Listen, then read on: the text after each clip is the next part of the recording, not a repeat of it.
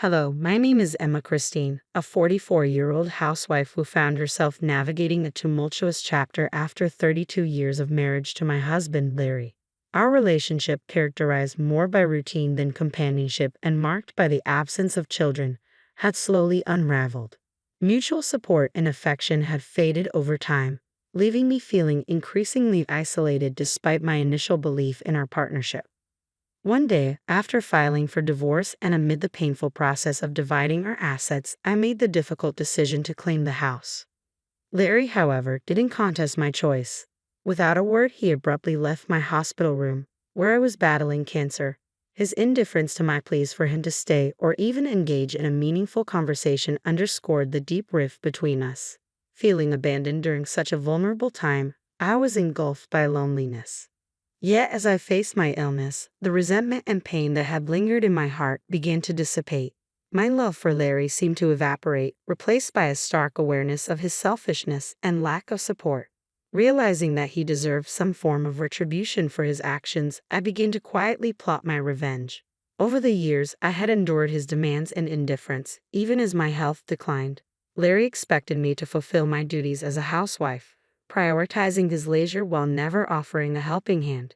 This disregard became even more apparent as I sensed a distinct change in my health that felt unlike anything I had experienced before. My story of a marriage devoid of joy and empathy highlights my growing awareness and determination to seek justice for myself. Despite my initial dreams of a supportive partnership, the reality had proven quite the opposite. Larry often insisted that I had no reason to complain about my role. This realization, along with my decision to address my situation, marked a poignant turning point in my life.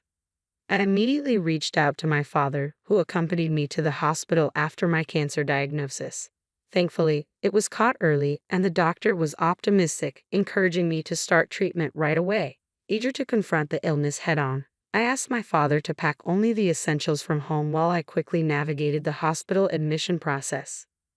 Unable to see Larry that day due to his work commitments, I sent him a brief message informing him of my diagnosis and that I was being hospitalized for immediate treatment.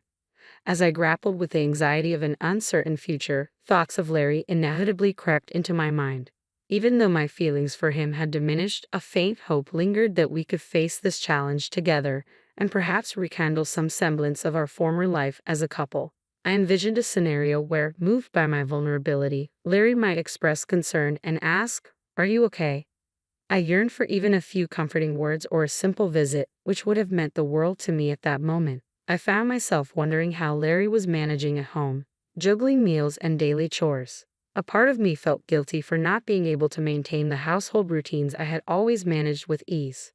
However, as the days in the hospital stretched into weeks, Larry never came to see me. He had read my message, yet there was no sign of concern, not even a basic acknowledgement of my situation. His indifference, especially during such a serious illness, cut deeply and laid bare the stark reality of our relationship. Faced with this painful truth, I decided to release any expectations I had of Larry. With renewed focus, I prepared myself for the difficult journey ahead in my fight against cancer. The treatment was intense and fraught with pain and discomfort. The harsh side effects of the medication led to many sleepless nights. During these trying times, I sometimes contemplated giving in, allowing my weakening body to succumb to the disease. Yet with each passing day, I found strength in my determination to face this battle head-on, resolved to overcome the odds stacked against me. Although this journey was laden with hardship, it slowly transformed my perspective, teaching me resilience and the importance of self-reliance in the face of adversity.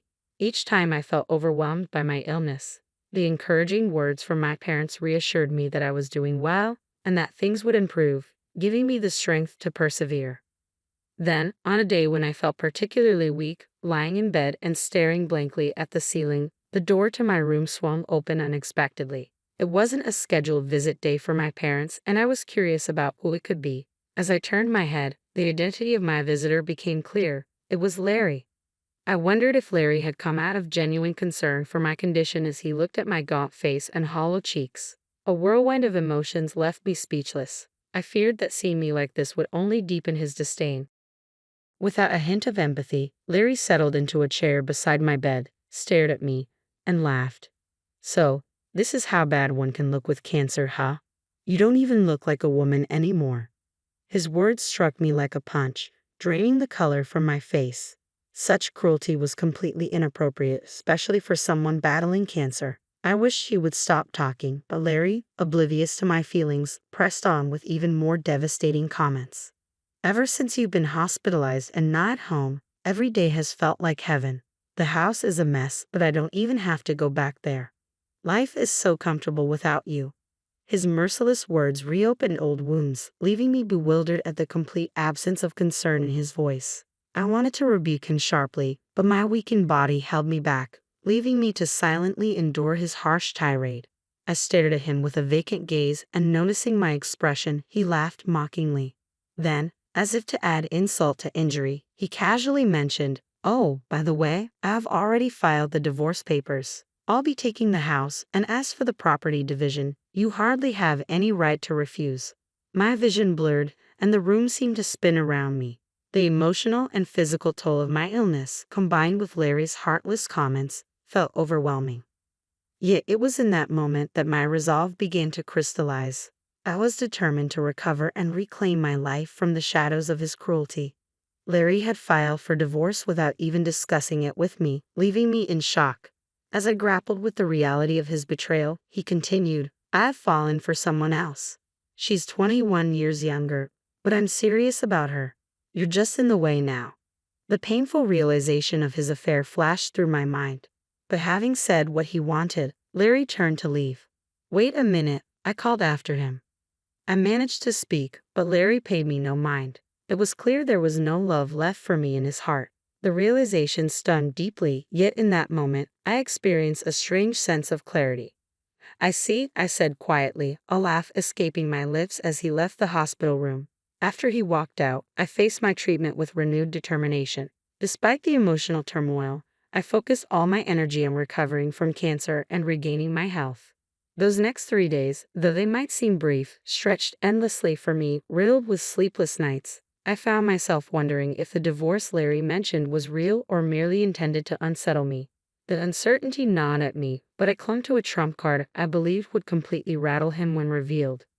As expected, Larry began to call. Thinking it inappropriate to answer in the hospital, I ignored his persistent calls even when my phone was on silent. Finally, irritation got the better of me, and I texted him, "I'm in a hospital room, and it's inconvenient to have my phone ringing, so please don't call." After that, the calls stopped, but the texts began. "Please let me talk to you just once. I was wrong about everything. I'll apologize properly." His words felt more like a defensive strategy than genuine remorse. It seemed that Larry, realizing the gravity of his situation and the impact of his actions, had resorted to messaging after I didn't answer his calls. All his pleas felt driven by a sudden fear of consequences rather than a true change of heart. Larry's incessant messages pushed me to a breaking point. When he texted, "Why did you accept the divorce so easily? Can I come over now?" I felt at my limit. Facing him while battling my illness promised nothing but more pain, yet refusing him seemed likely to lead to an endless cycle of calls. Reluctantly, I found myself weighing my options. I replied, "Do as you like." My plan for retribution was about to unfold. Larry, who had unjustly divorced me without my consent, was about to face the consequences of his actions. I had eagerly anticipated the moment I could plunge him into deep despair. "What the hell is this all about?" Larry burst into the room, his voice loud and tinged with panic. To anyone else, his reaction might have seemed excessive, but given the circumstances, his agitation was understandable.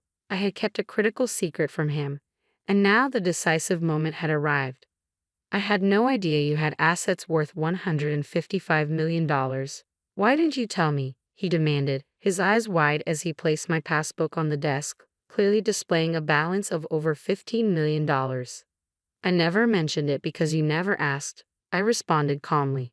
"How could I imagine a housewife like you having so much money? If I had known, I wouldn't have divorced you," he continued, his tone shifting from surprise to regret.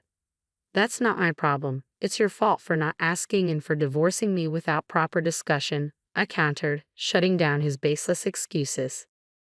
Despite his domineering behavior and the unilateral decision to end our marriage, Larry's selfishness didn't waver upon discovering my assets. "Why didn't you tell me? I wouldn't have divorced you if I'd known," he repeated almost to himself. The truth was, I had built this fortune of over $15 million through savvy investments, a hobby I had taken up to occupy my mind. My parents had suggested I try investing. Our family life had been comfortable even on Larry's salary alone, but I yearned for something that would engage my intellect. Now, the revelation of this hidden wealth was poised to turn Larry's world upside down, highlighting the value he had overlooked in me for so many years. I had always wanted to contribute to our finances in some way, and my father, knowledgeable about investments, had eagerly taught me the ropes. When I first showed interest in investing under my father's guidance, I hoped to make even a small profit.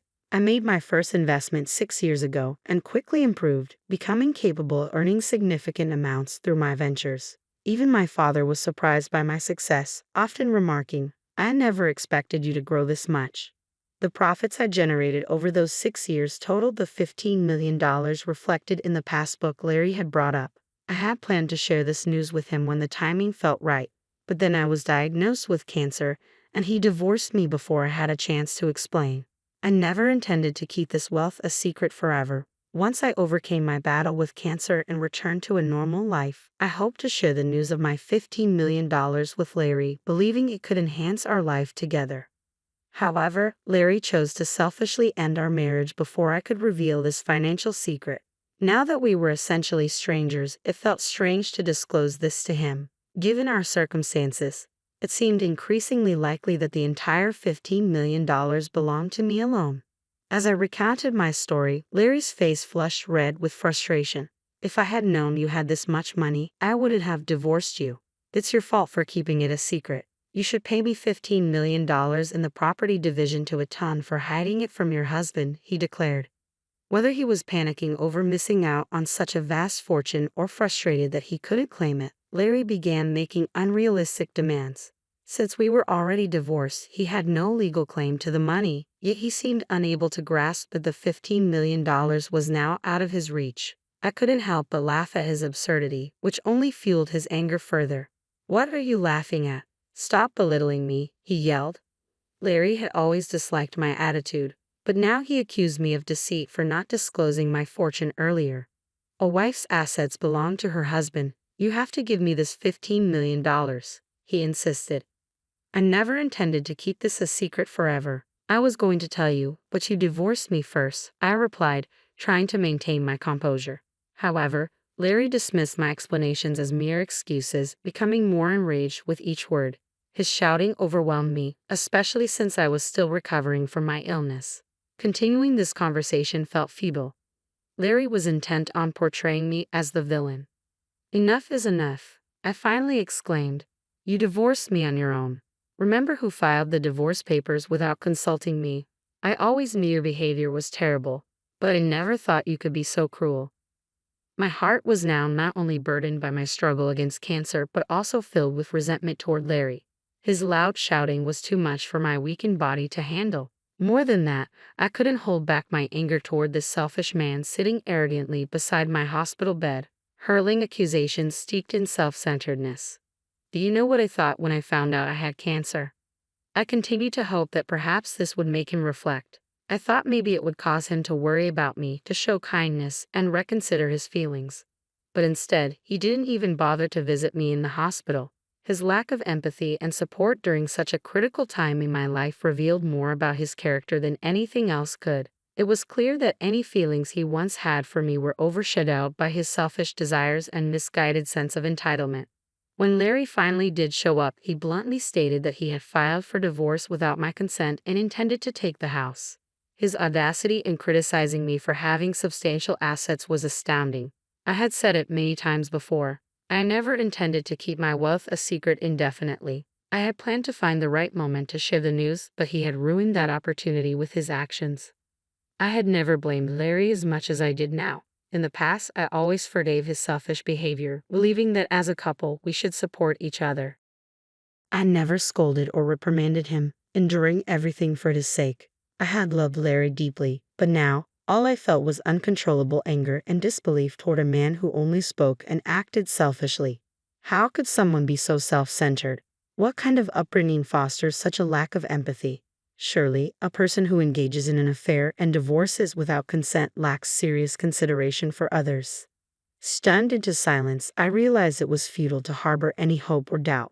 Then Larry pleaded, "My girlfriend found out you have $15 million and says she'll divorce me if I don't get it. If I don't get this money, I'll be all alone. You still love me, right? Don't you want to help the person you used to love?" It was clear Larry's mistress knew about my $15 million fortune, likely because he had carelessly told her. From his story, it seemed his mistress was just as obsessed with money.